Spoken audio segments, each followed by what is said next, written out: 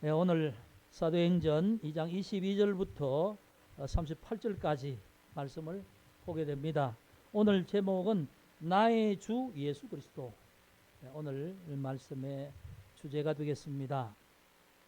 네, 이단 경계주의라고 말씀을 드렸는데 지금 이단 사이비가 지금 계속해서 이제 활동을 합니다. 신천지는 한 3, 4년 전까지는 그냥 몰래 하다가 이제는 드러내놓고 하고 있어요. 저기 뭡니까? 영일대 해수욕장 가면 뭐 토요일마다 이렇게 하고 있어요. 그러니까 참 어떻게 보면 예수 믿는 사람들은 전도하는 게 별로 관심이 없어요.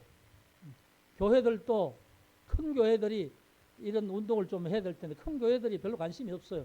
왜? 자기들 교인 많으니까. 자기들 교회 신천지가 숨어 있어도 별 신경을 안 써요. 예, 참 안타깝습니다. 안타깝고 어쨌든 지금 이단 신천지 그 이만희죠. 예, 그 장막절 뭐 그렇게 말을 하는 그 이만희. 그다음 이제 하나님의 교회. 성령 하나님. 그래서 이제 그 하나님의 교회가 시내도 큰 건물 있잖아요. 근데 그 이단 사이비는 전부 교주 중심으로 되기 때문에 모든 헌금이 그 교단으로 그 교주에게 가요. 그러니까 오히려 교회가 개교회가 어려우면 그 교회를 그냥 막 사버려요. 교회가 어려워서 부도 나거나 건축한다고 이러면 다 싸버리고. 그러니까 교회는 참 하나님 앞에 부끄러운 모습으로 지금 서 있는 거고, 세상에도 교회는 정말 그리스도의 사랑을 나타내지 못해서 여러 가지로 비난받는 거죠. 그러니까 참 얼마나 부끄러운지 모릅니다. 그 이유가 뭐겠습니까? 제대로 믿음이 없어서 그렇다는 거죠. 그러니까 예수 믿는다 그렇게 하면서도 믿음이 없는 거예요. 그러니까 형식적인 믿음이고 생명력이 없는 그런 모습으로, 아주 종교적인 모습으로 그냥 행위로 그냥 주일날 교회 나가는 이것으로 자기는 기독교인이다 하는 것으로 만족하는 거죠. 그런데 이단 사이비는 죽자 살자, 말하자면 복음도 아닌 것이 가짜를 가지고도 진짜처럼 열심히 예수 믿는 사람들이 전도해요. 뭐 통일교, 뭐 여호와 증인 이런 것은 뭐 미리 오래전부터 우리가 이렇게 아는 것이지만, 요즘은 하나님의 교회 신천지 쪽 전능신교, 중국에서 들어온 이단 사입인데, 이건 하여튼 전능신교는 이 신천지하고요 또 그거보다 더해요. 더한 그런 집단이 지금 전국의 곳곳에 생기고 있습니다. 그리고 또 뭐 구원파도 그렇고. 그런데 어떻게 보면 또 예수 믿는 사람들이 신앙이 뭐냐면 구원파 같은 신앙이에요. 나는 구원받았다. 그럼 끝이에요. 이 삶이 없는 거죠. 예수를 믿는 어떤 살아있는 믿음이 없는 거죠. 그래서 잘못된 신앙의 모습을 보여주니까 세상에서 교회가, 기독교가 예수 믿는다 하는데 콧방귀 끼는 거예요. 그러니까 여러분, 바로 알고 바로 믿고 바로 믿는 모습을 삶 속에 나타내어서 하나님 앞에 영광 돌려드리는 믿음이 되어야 될 줄 믿습니다. 그게 예수 믿는 사람들의 신앙과 삶이 되어야 되겠죠. 예.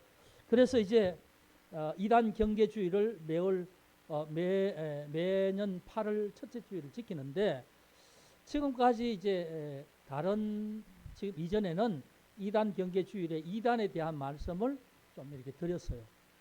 이단은 이런 것이다 이렇게 드렸는데, 원래는 그냥 사도행전 본문을 따라가는데 이단을 경계하는 건요 참 어려워요.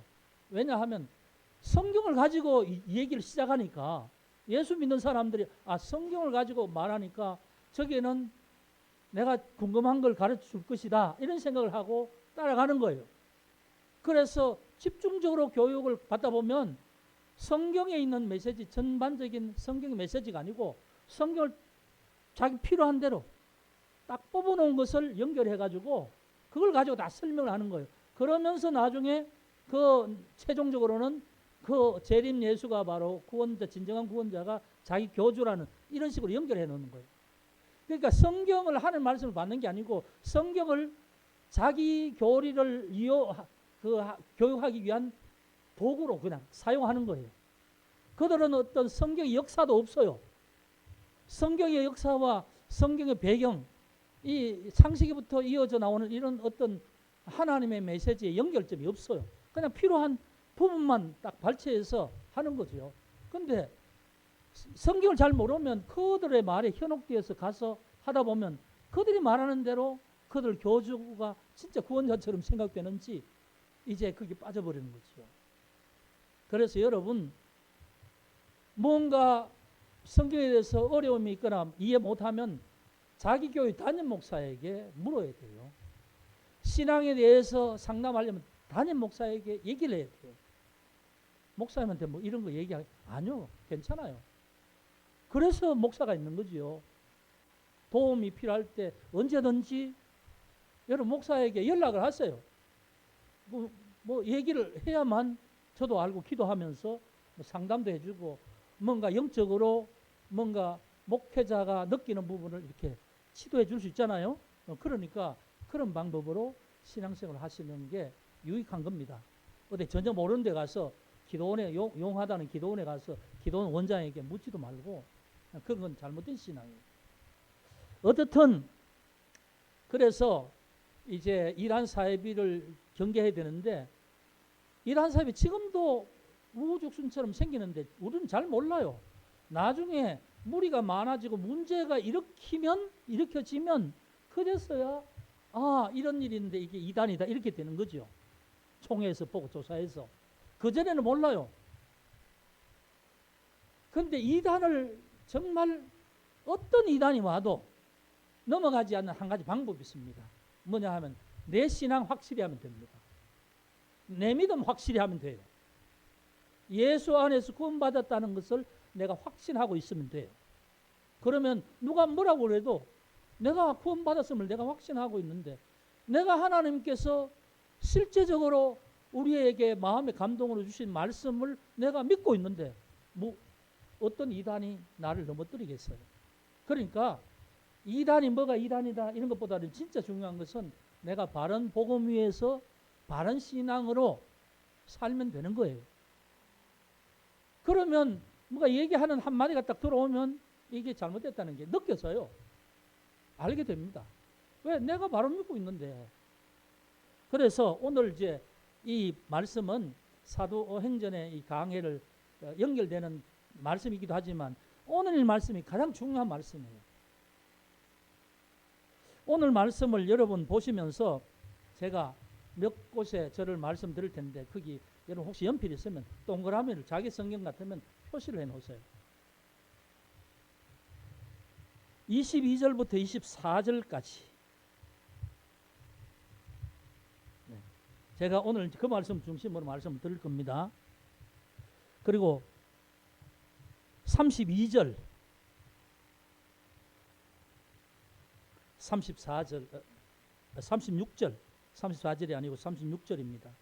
자, 22절부터 24절까지와 32절과 36절 오늘 이 말씀이 이 베드로가 설교하는 내용의 핵심인데 가장 중요한 건 36절이 오늘 모든 말씀의 핵심입니다. 그래서 제목도 바로 이 36절에서 제가 땄는데요.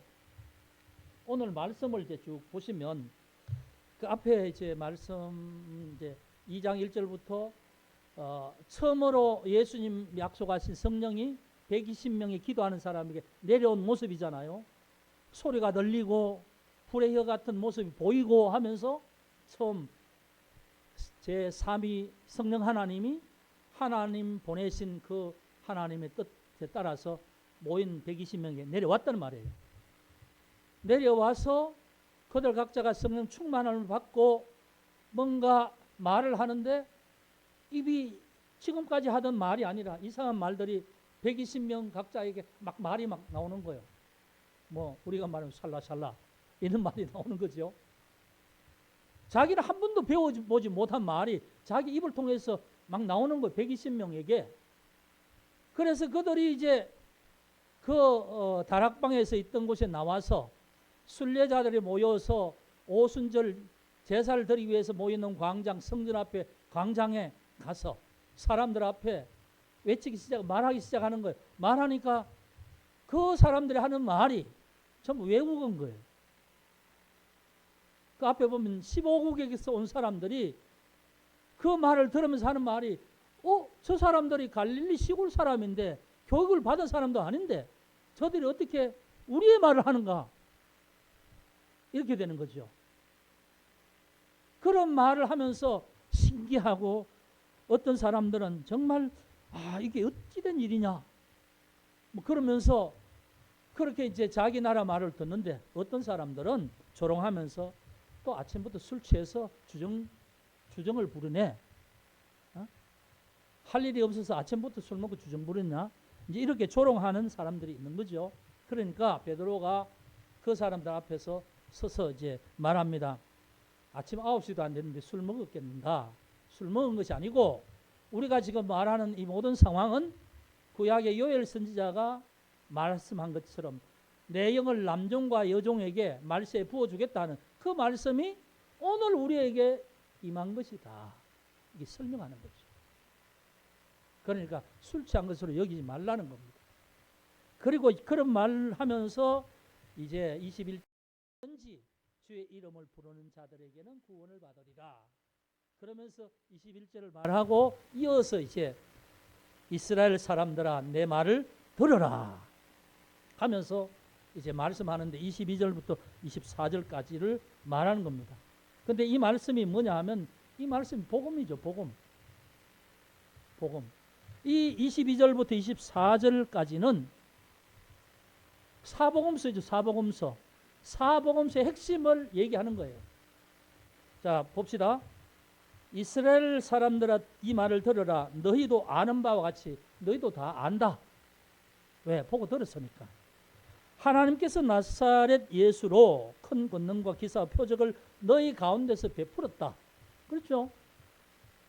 예수님이 공생애 동안에 기적을 베풀었잖아요. 귀신을 쫓아내고 뭐 안전뱅이를 뭐 살리고 뭐 문둥병자를 고치고 수많은 기적을 했지요. 그리고 뭐 오병이어로 5,000명을 먹이고 4,000명을 먹이고 한 그런 사건들이 있잖아요. 그러니까 너희들이 다 아는 것처럼 하나님이 보내신 예수가 큰 기적을 행하고 큰 권능으로 기사와 표적을 행하는 것을 너희도 알지 않느냐. 그런데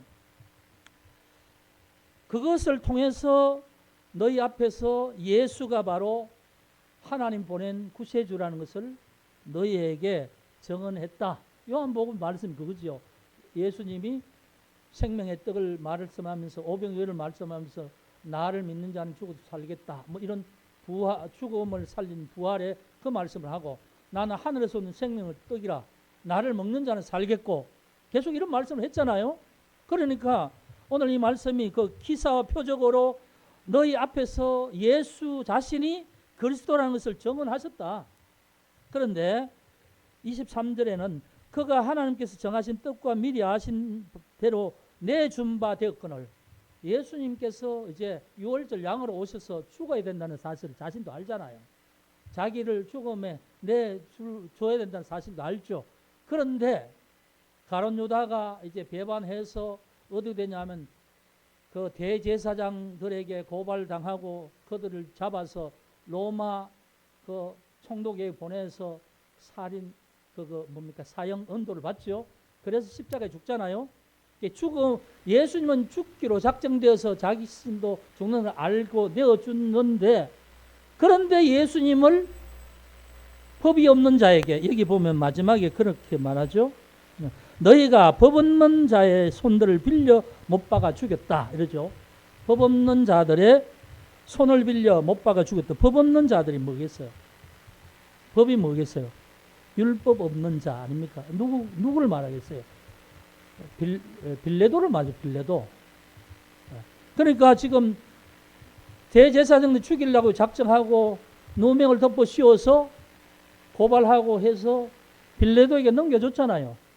빌레도는 하나님을 믿지 않죠. 율법이 없는 자잖아요. 그들의 손을 빌려서 십자가에 못 박았지요. 이걸 지금 베드로가 설명하고 있는 거예요. 여러분 그냥 읽으면 이게 무슨 말인지 그래도 제가 이렇게 설명해 드리니까 아시겠죠? 예. 24절 하나님께 자 여기 보시면 23절의 핵심은 너희는 그를 십자가에 못 박여 죽였으나 그 말이에요. 그런데 죽이는 과정에 이제 빌라도의 손을 빌려서 죽였다는 말이죠. 그런데 24절 하나님께서는 그를 사망의 고통에서 풀어 살리셨으니 이는 그가 사망에 매여 있을 수 없음이었더라. 예수님 살렸죠. 그러니까 예수님 하나님이 다시 예수님을 부활하셨잖아요. 부활하신 것은 예수님 죽음에 있을 뿐이 아니라는 거죠. 이게 복음이잖아요. 사복음서의 핵심은 뭡니까? 마지막에 하나님이 죄를 위한 유월절 어린 양을 보내서 마지막에 십자가에 죽고 부활하셨다. 이게 복음서 아니에요. 중간에는 뭐냐면 공생애를 시작하면서 기적을 행하신 그런 일들이 있지만 핵심은 그 예수님, 우리가 믿는 예수님이 누구냐 할 때 예수님 하나님이 보내셔서 사람의 모습으로 와서 그 예수님이 사람들의 죄를 위하여 십자가에 돌아가신 것이다. 근데 그 사이에 뭐냐 하면 하나님의 아들임을 나타내려고 말씀하시고 기적을 베푸시고 능력을 베푸시고 뭐 귀신을 제어하시고 여러 가지 일을 하시지요. 그게 복음서의 내용인데 복음서를 말하면 그건 요 말이죠. 예. 그래서 여기 이제 두 가지는 뭐냐면 예수님의 죽음과 부활입니다. 부활. 예수님을 너희가 죽였으나 하나님은 예수님을 다시 살리셨다. 그게 나사렛 예수님이시다. 그 말을 하는 거예요. 여기 복음의 진수지요. 그래서 32절을 다시 보면 이 예수를 하나님이 살리셨다. 너희는 죽였잖아. 너희는 빌라도를 통하여서 너희는 십자가에 죽였잖아. 근데 예수님은 원래 죽기로 작정되어서 자신이 돌아가신 거 알고 자신 스스로 죽음에 내드렸는데 너희가 불법으로 그 어떤 불법적인 방법으로 그를 십자가에 죄인같이 죽였잖아. 그런데 너희는 죽였지만 하나님은 살려주셨다. 여기 이제 베드로가 지금 성령 충만해서 지금 막 외치는 거죠. 처음으로 복음의 설교를 하는 거예요.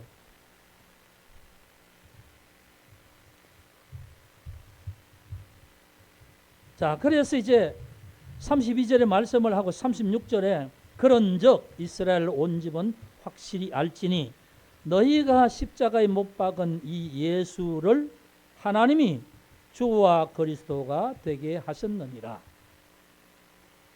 너희가 십자가에 못 박은 이 예수를 하나님이 주와 그리스도가 되게 하셨느니라. 지금 광장에 있는 유대인들에게 하는 말이에요. 너희는 예수를 십자가에 죽였지만 하나님은 그를 우리 모두의 주와 그리스도가 되게 하셨다. 이렇게 말씀하죠. 자, 그래서 오늘 말씀은 뭐냐면 베드로가 하는 핵심은 이겁니다. 예수님은 십자가에 죽었으나 그리고 너희가 죽였으나 하나님은 그를 다시 살리셨다. 하나님 다시 살리셨다.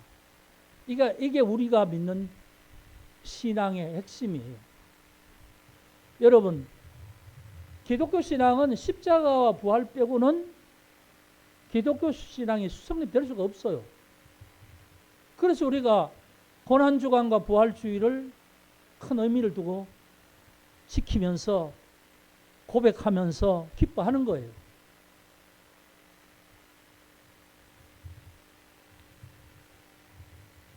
여러분, 이 십자가의 죽음은 예수님 하나님의 뜻에 따른 죽음이죠.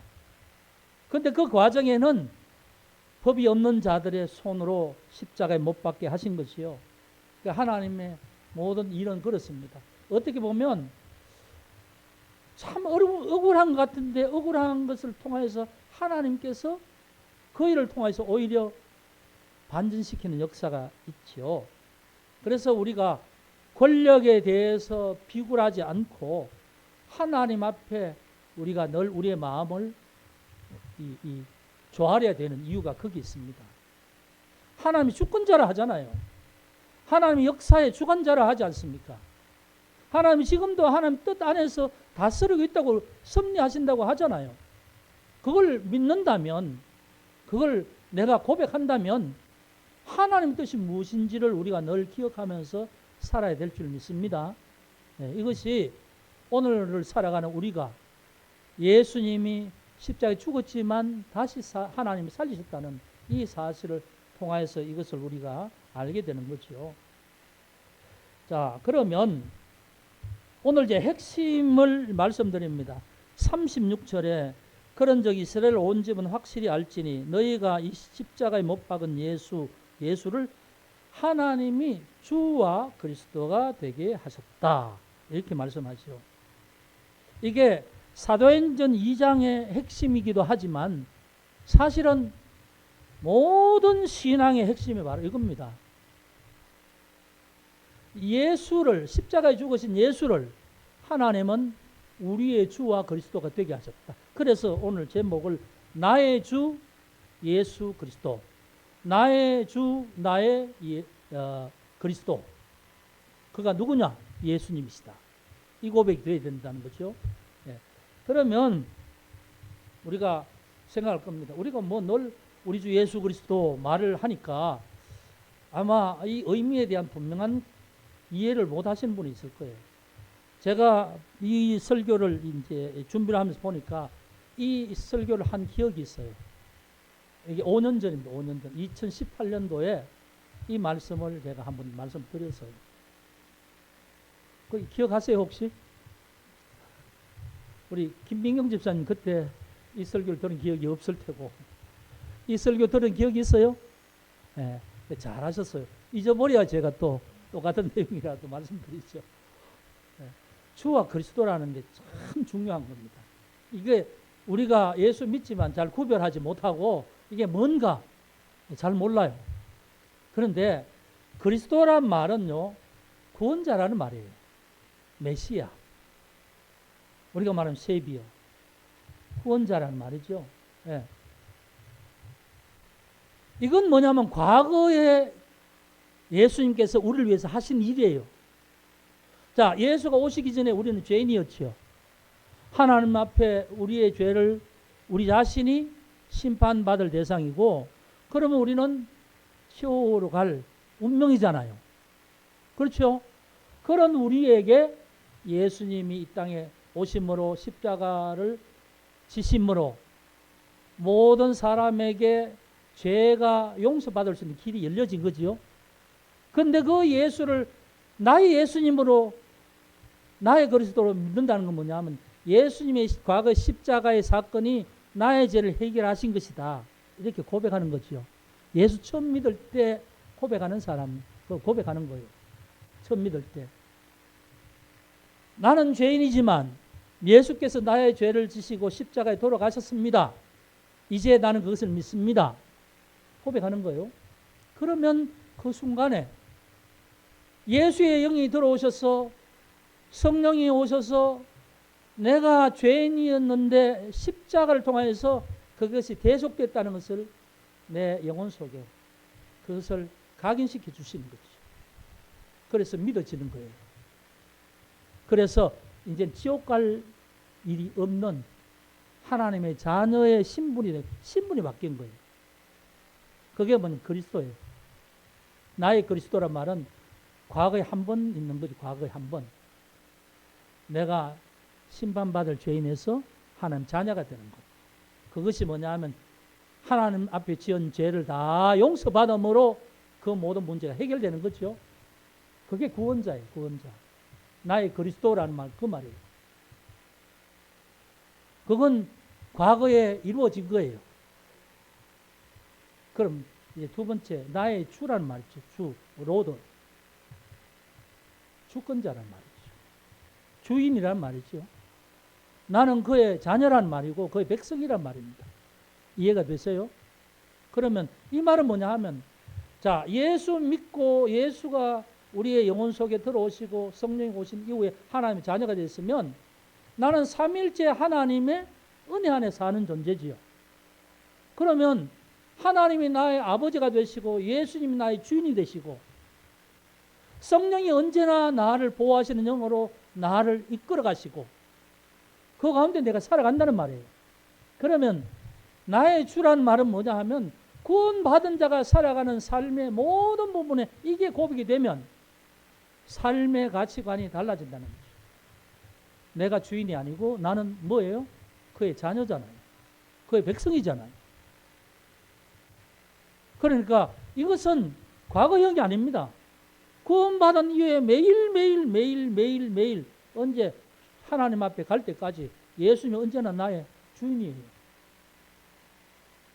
하나님은 언제나 나의 주권자예요. 그러면 매일을 살아갈 때 하나님 나의 주인이십니다 하면서 종이 주인의 뜻과 상관없이 자기 마음대로 일을 하고 그렇게 합니까? 자기 마음대로 하고 싶은 대로 합니까? 그게 아니지요. 이제 나의 그리스도로 예수를 믿는 사람은 이제 예수가 나의 주인이다는 주인으로서 나는 그분의 뜻을 따라 사는 거예요. 모든 순간에 내 생명과 호흡이 있는 순간에 그래야만 그가 제대로 믿는 믿음의 사람으로 사는 거지요.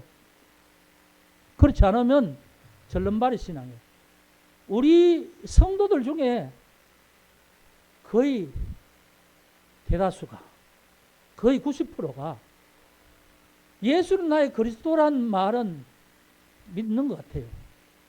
그런데 예수님 나의 주인이란 말은 상관없이 살아가요. 아무 상관없이. 그러니까 과거에 예수를 믿었던 순간에 나는 구원받았다. 나는 이제 하나님 자녀가 되었다. 난 하나님 자녀 되어서 예배도 드려. 헌금도 드려. 그런데 삶은 내 마음대로 사는 거예요. 삶은 내가 주인이야. 예수는 저 의자 밑에 저 구석에 그냥 계셔. 내가 항상 모든 걸 계획하고 내가 모든 것에 판단하고 결정하는 결정권자가 누구냐면 자기예요. 한 번도 예수님 앞에 오늘 이런 일이 있는데 어떻게 하면 좋겠습니까? 묻는 적이 없어. 기도하는 사람이 아니에요. 기도를 안 해. 기도한다는 게 뭡니까? 예수님께 큰품 받는 거죠. 하나님 오늘 이런 일을 합니다. 어떻게 하면 좋겠습니까? 하나님 허락하신 대로 하겠습니다. 큰품 받는 거예요. 여러분 상사에 결제 받는 거 있죠? 예? 결제 받았으면 결제 받은 내용대로 하는 거 아닙니까? 자기가 최종 결정권자 같으면 자기 마음대로 뜻대로 하라고 시키기도 하고 자기도 그렇게 하겠죠. 그런데 예수를 주로 믿는 사람은 자기가 결정권자가 아니에요. 결정권자는 예수님이세요. 자기는 그 결정과의 뜻에 따르는 거예요. 그게 주로 믿는 사람의 정체성입니다. 주인이 따로 있는데 자기가 왜 주인 행세를 해요? 그런데 우리 예수 믿는 많은 사람들이 그렇게 사는 거예요. 예수는 나의 그리스도라고 말하면서 나의 주인은 아닌 거예요. 아니야. 내가 결정해야 돼. 예수님 가만 계세요. 세상이 이런데요. 세상 이렇게 살아야 되는데요. 왜 예수님 그렇게 말씀하세요? 그게 안 맞잖아요. 원리적으로 맞을지 몰라도 지금 상황이 그래요. 어디? 그런 거죠. 여러분 그게 믿는다고 할 수 있겠습니까? 그게 여러분 그런 거죠. 그러면 우리는 어떻게 사는가라는 거죠.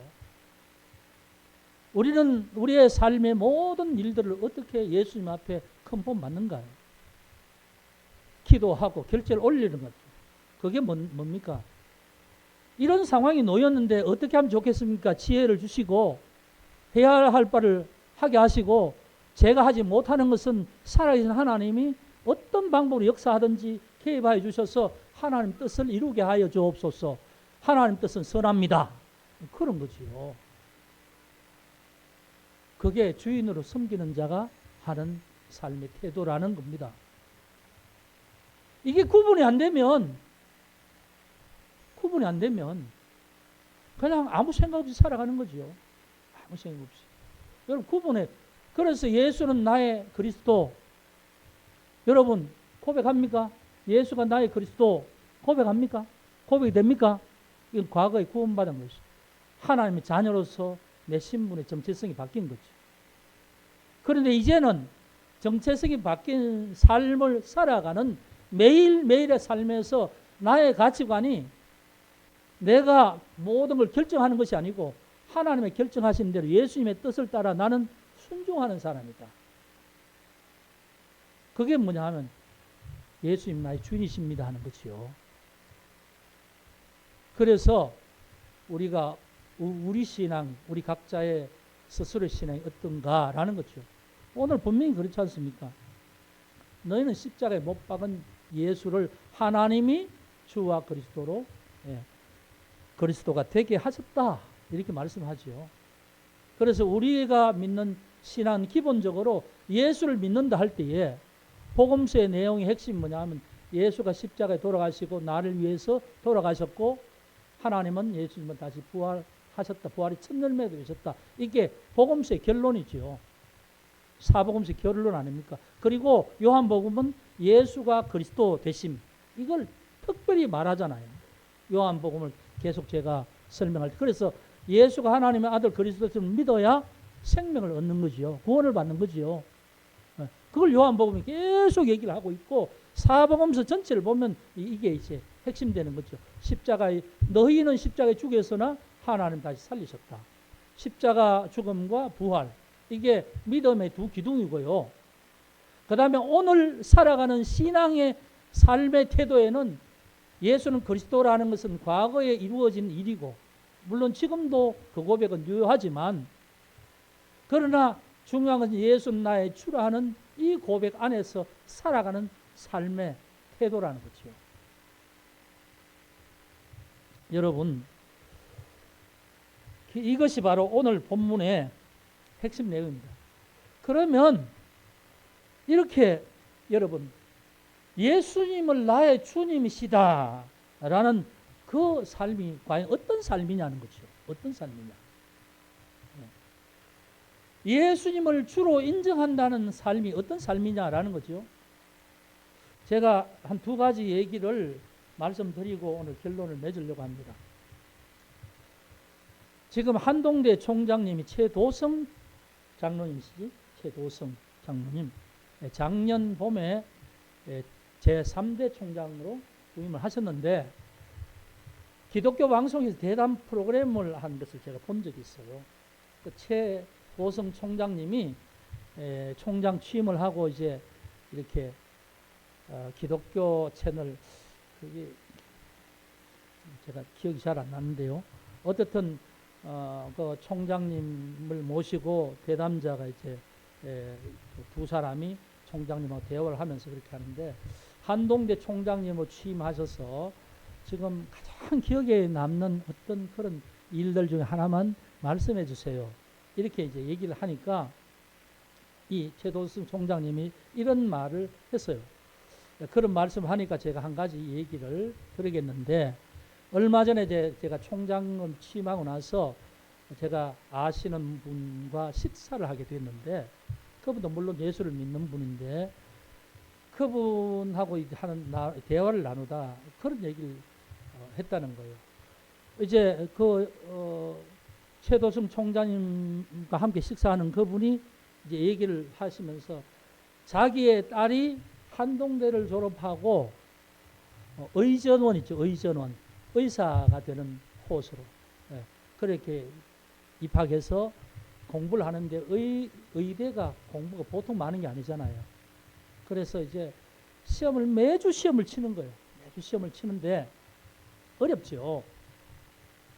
그 시험을 치는 딸이 이제 하루는 와서 그날도 이제 시험을 다 치고 어려운 시험을 치고 와서 아빠한테 아빠 오늘 시험을 한번 쳤는데 너무 오늘 힘들어서 그래. 그러면서 이제 하는 말이 아빠 우리 시험을 칠 때 다른 사람들은 휴대폰을 가지고 전부 다 커닝을 다 해. 커닝을 이렇게 이제 뭐 용어가 나오면 이제 뭐 찾고 뭐 다 하겠죠. 커닝을 하는데 나는 커닝 안 하고 지금까지 시험을 내가 아는데 다 쳤어. 그러니까 아빠가 그 왜 다른 사람 다 하면 너는 왜 손해 본다는 느낌이 들지 않아? 그러니까 아니야. 나는 하나님 앞에 떳떳하게 하려고 나는 커닝 안 했어. 그러면서 너도 좀 한번 좀 그런 유혹이 안 들었어. 그러니까 아빠 우리는 한동대에서 그렇게 배우지 않았어. 한마디로 딱 그렇게 하더라. 한동대에서 그렇게 배우지 않았어.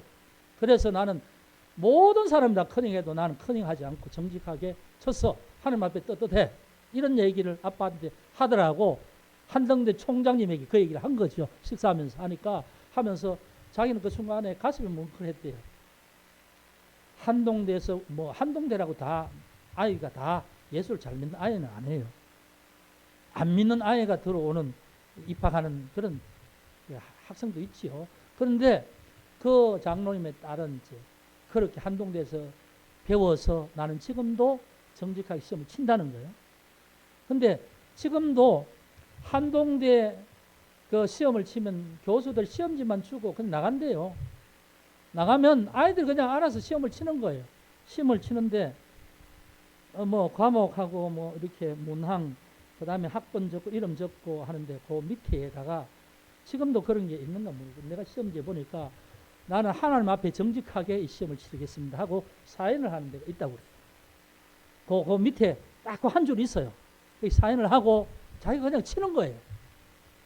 그러니까 시험을 치는데 하나님 앞에 치는 것이기 때문에 정직하게 커닝 할 수가 없죠. 그거 해놓고 어떻게 뭘 커닝 하겠어요.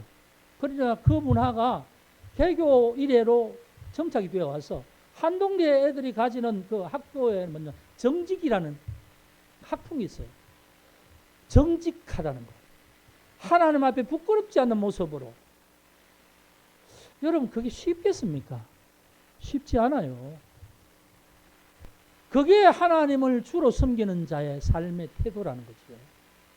손에 커닝하면 몇 문제 더 맞추겠죠. 학점도 오르겠죠. 장학금 받을 수도 있겠지요. 근데 하나님 앞에서 그렇게 하지 않는다는 거예요. 손해볼지라도. 그게 정직이죠. 그게 하나님을 주로 섬기는 자의 삶의 태도 아닐까요?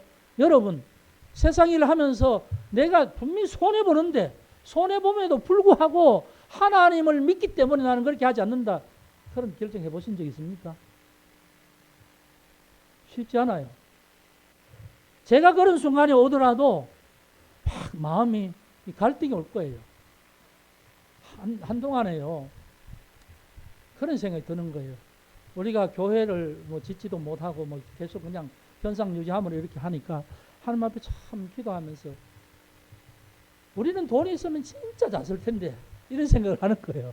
그러면서 우리 집사람이 예전에 로또 복권 한번 사보자고 그런 거 로또 복권 사서 된다고 하더라고요. 그게 참 하나님 원하시겠나. 그러면서 안 샀죠. 또 얼마 전에는 에코프로 BM인가 이 주식이 한 7, 8년 전에 뭐 몇만 원 하던 게 지금 150만 원까지 올라갔다가 100만 원대로 떨어졌다면서요. 우리가 그때 에코프로 주식을 한 몇만 원 할 때에 한 100주만 사놨으면 야 지금 뭐 몇 억이 됐어. 그러면 그 돈이 많을 텐데 어떤 순간에 그런 생각이 드는 거예요. 솔직히. 근데 이제 그런 생각이 드는 순간에 그게 하나님 방법이겠는가? 하나님이 그걸 원하시겠는가? 하나님은 과정을 요구하시는데 하나님께서 원하시는 과정이 합당한 것인가? 그런 생각이 드는 거죠. 그러니까 저도 어떤 순간에 그때 그랬으면 좋았을 텐데 물론 어떤 순간적으로 그런 생각이지만 여러분 그런 눈앞에서 그런 게 딱 주어졌는데 내가 하나님 앞에 포기하겠다 이게 쉽겠습니까? 안 쉽죠. 또 한 가지 얘기를 할게요. 다은이 얘기인데 지난주에 얘기예요. 지난주에 다은이가 목사님 좀 제 얘기를 좀 들으시고 좀 상담을 좀 해주시고 좀 말씀 좀 해주세요. 그런데 그 얘기인즉슨 지금 그 포스텍 그 학교에서 뭡니까 애플이 하는 그 프로그램에 3월 달부터 지금 교육을 받고 있거든요. 그러면서 한 달에 100만 원씩 생활비를 지원받고 있어요. 그런데 최근에 그 뭡니까 그 지난번에 대상 받았던 광고를 했지요. 5개 발표를 하는데 하나는 떨어졌다 해서 하나는 떨어졌고 3개는 대상을 받았고 하나가 10월 달까지 한대요. 예. 그러니까 아직 진행 중인 거예요. 대상을 3개를 받았는데 발표를 그 팀원 중에 다은이가 하는 거예요. 얼마나 똑부러지게 잘했으면 할 때마다 대상을 받겠어요. 그러니까 전부 다 자꾸 해달라고 하는 거죠. 그러니까 자기가 가는 거예요. 그러니까 이 대상을 받기 위해서 그거 경진대회에 나가면 그 애플 프로그램을 하는 그 평일에 가서 해야 되니까 하루씩 빠져야 되잖아요.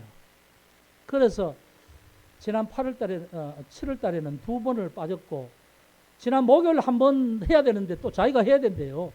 그럼 3번을 빠졌는데 3번 빠지면 무단결석 하면은 100만 원이 생활비가 안 나오는 거예요. 그러니까 그날 자기가 가서 해야 되는데 자기가 가면 빠지는 거죠. 그러면 무단결석 3번 같으면 100만 원이 안 나오는 거예요. 그런데 친구들이 뭐냐 하면 이렇게 편법을 얘기하는 거예요. 야, 다은아, 병원에 가서 머리가 아프다 하고 좀 약을 좀 지어달래 해서 약을 좀 받고, 그리고 그 기록을 내면 병결이 되니까 그러면 되잖아. 뭐 그렇게 좀 그 정도는 괜찮지 않아? 그런 그 팀들이 그렇게 얘기한다는 거예요. 그래서 자기는 안 그러고 싶은데 자꾸 옆에서 그러니까 자기는 고민이 되는데, 목사님 한번 들어보세요. 어쩌면 좋. 제가 처음에 말을 안 했어요.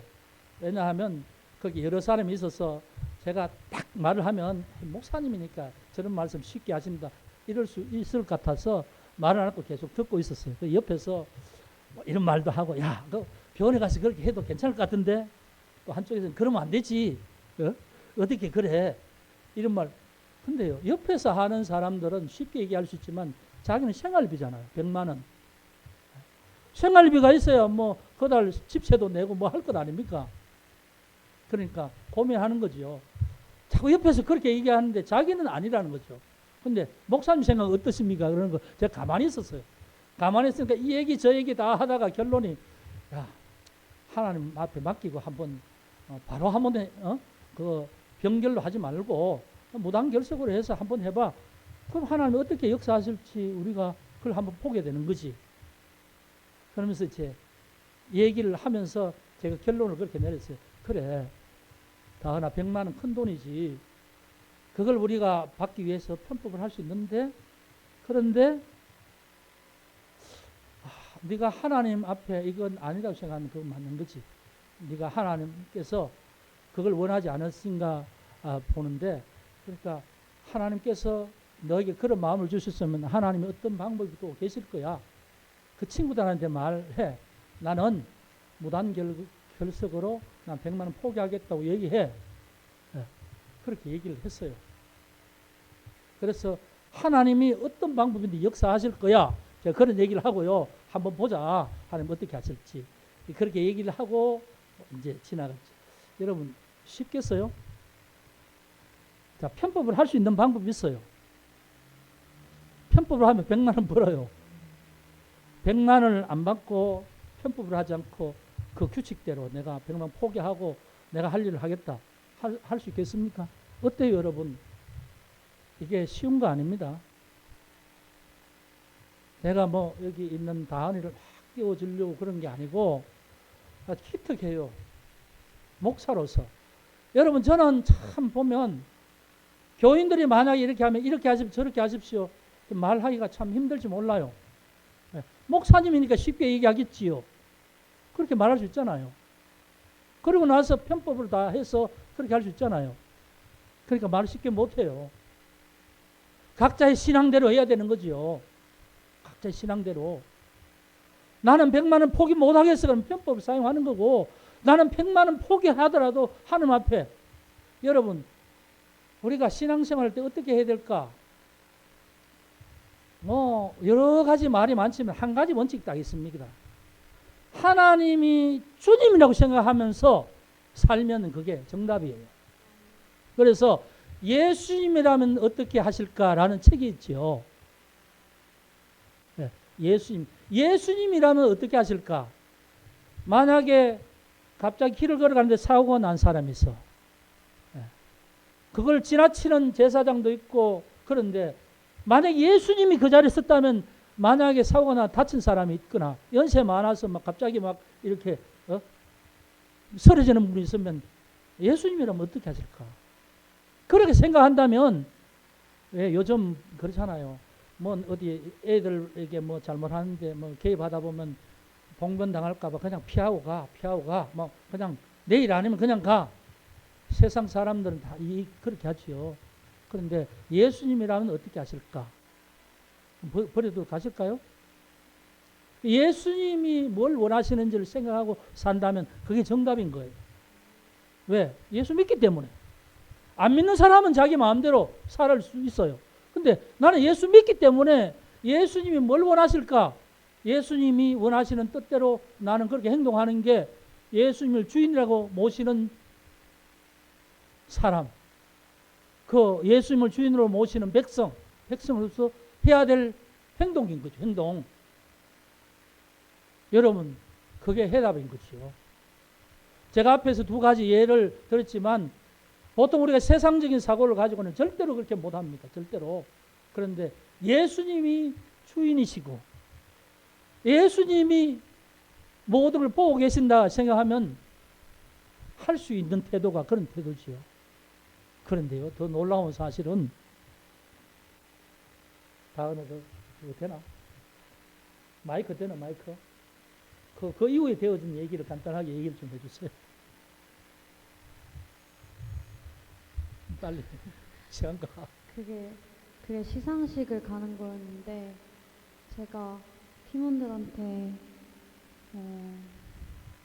100만 원 그냥 포기하고 결석하기로 했다고 하니까 팀장 언니가 뭐 그렇게까지 중요한 시상식도 아닌데 뭐 포기하냐고 하면서 그냥 100만 원 받으라고 하고 그냥 절 빼고 갔어요. 절 빼고 다녀왔고 그냥 그 팀원들은 오히려 제가 100만 원 포기하고 결석한다니까 제가 100만 원을 포기할 만큼 그 시상식이 너무 가고 싶은 줄 알았대요. 근데 그게 아니라 팀원들이 거기 주최 측에 물어보니까 시상식에 다 안 와도 된다 하더라. 그래서 우리가 그냥 가서 상만 받고 사진만 찍고 오겠다. 결석하지 말아라 해서 안 다녀왔습니다.